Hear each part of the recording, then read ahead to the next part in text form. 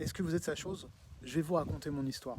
À cette époque, avec elle, je souriais. Et pourtant, je n'ai pas tant de bons souvenirs que ça de cette époque. Je ne savais plus ce que je faisais ou pas. Impossible de me rappeler ce que je faisais de mes journées, par exemple. Je me souviens seulement du contrôle, celui qu'elle exerçait sur moi, de ce que je ne disais pas.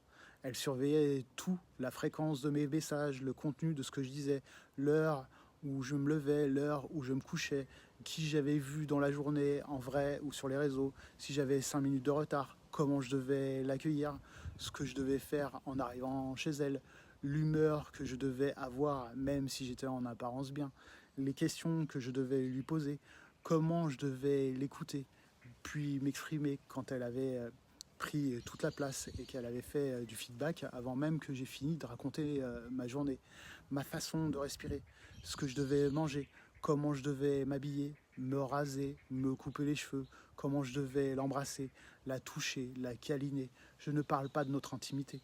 Ces questions, que je devais garder ou pas chez moi, ces cadeaux que je devais mettre en trophée. Je devais toujours être en contact avec elle quand on dormait toute la nuit, au point où j'avais les bras engourdis.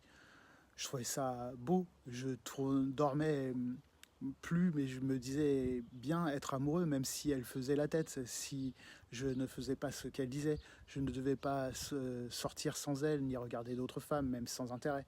Je ne devais pas voir ma famille seule un jour où l'on se voyait. Je devais accepter ses choix de resto, de week-end, de vacances. Je me sentais bien, mais je courais en mode survie pour privilégier notre couple et la mettre sur mon piédestal avant moi. Je tremblais à chaque fois que mon téléphone sonnait. J'avais peur de ce qu'elle allait me demander, m'imposer, obtenir par tous les moyens. Elle me disait que j'étais égoïste, sans cœur, malgré toutes les attentions et les cadeaux que je lui faisais pour nos anniversaires de rencontres mensuelles et toutes les semaines. Fleurs, chocolat, vêtements, autres surprises que je ne comprenait pas combien elle m'aimait.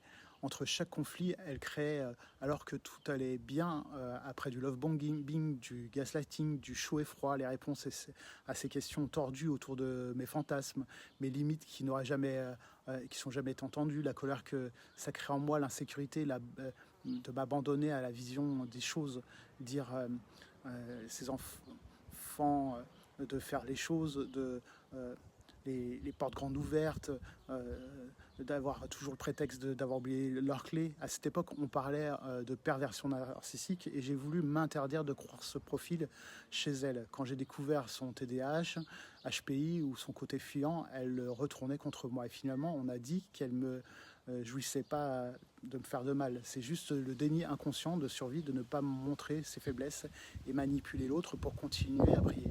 Je lui ai donné me faisant tomber dans la dépendance, perdant une partie saine de ma masculinité. Je ne pouvais pas que ça pensais pas que ça pouvait faire cela. Vraiment, je pensais pas que ça serait un problème. Encore aujourd'hui, trop de gens ne comprennent pas et ne veulent pas comprendre la difficulté à sortir d'une emprise toxique. Moi-même, je ne pensais pas me faire avoir. Je pensais avoir suffisamment guéri mes blessures, mais avec les femmes, pas du tout. Ici, j'aurais été dû me rendre compte à notre premier rendez-vous, où elle m'a embrassé la première, les questions qu'elle m'a posées, les diagnostics pour créer un profil autour de moi. Euh, une semaine après qu'elle me disait qu'elle m'aimait, je pensais que c'était de la maturité. Euh, les violences conjugales sont multiples. Elle m'a rendu violent verbalement pour se servir contre moi. C'est ma faute. Et à chaque fois, je suis parti, je n'aurais pas dû revenir. J'ai tenu 2 ans, à raison de 3 fois par semaine, en règle de conflit officiel. Le harcèlement, je n'en parlais pas. Certains croient encore que ce sont les hommes faibles et si possible des connards. Ceci explique leur sort et préserve leur moralité. J'ai eu mon bac à 18 ans. J'étais directeur de magasin de cuisine sans diplôme. Je suis maintenant entrepreneur. J'écris plusieurs livres, dont un sur Amazon. Je suis père d'une grande fille de 20 ans, hyper mature et autonome. Je ne corresponds pas au cliché de ce qu'on juge d'être victime.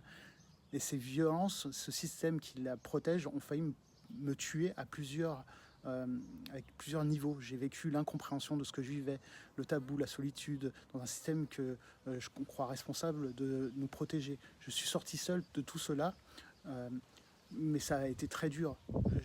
Cette double violence, C'est pourquoi j'ai créé mon accompagnement sur mesure pour diagnostiquer les violences et comprendre instantanément, personnalisé et gratuit. Si vous me contactez, je peux vous en parler et on prendra le temps d'exprimer les choses de ce contexte qui est vraiment dur à dépasser. Donc par rapport à tout ça, il y a juste une synthèse à faire, c'est que en fait c'est la faute de personne. C'est juste que en fait la société nous éloigne les uns des autres et nous empêche de pouvoir en fait choisir l'autre. En fait, on porte tous des étiquettes et donc du coup ça crée des blessures et du coup on n'arrive pas en fait à avancer et du coup en fait on est interchangeable. C'est un peu la problématique.